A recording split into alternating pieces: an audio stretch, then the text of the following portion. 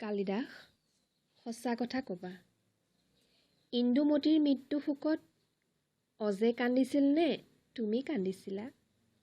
কালিদাস সঁচা কথা ক'বা।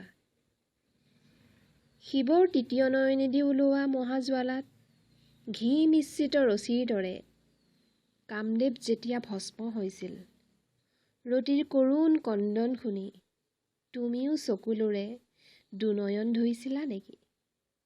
সঁচা কথা ক'বা কালিদাস, ৰতিয়ে কান্দিছিল নে তুমি কান্দিছিলা?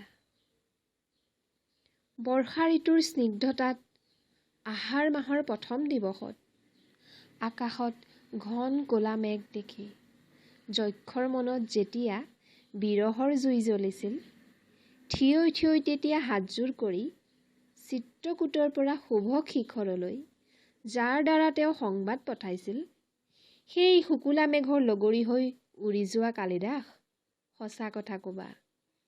পীড়াৰ দ্বাৰা পীড়িত হৈ ভাগৰি জুগৰি টুকুৰা টুকুৰ হৈ সেই গিৰি শিখৰত প্ৰিয়বৰ তুমি কেতিয়ালৈকে শুইছিলা? যক্ষই কান্দিছিলে নে তুমি কান্দিছিলা? কালিদাস সঁচা কথা ক'বা।